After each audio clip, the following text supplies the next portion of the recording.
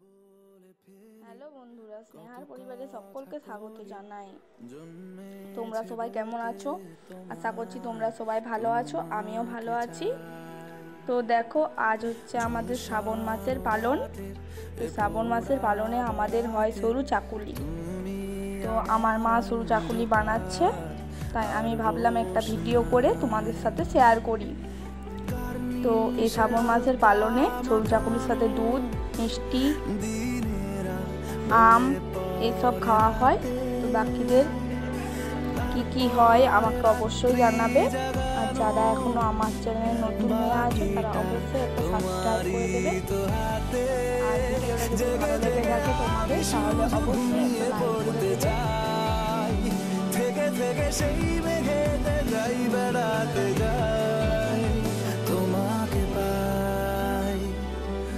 চলো বলে ফেলি কত কথা কলি, জন্মেছে বলতে তোমায়, তোমাকে চাই।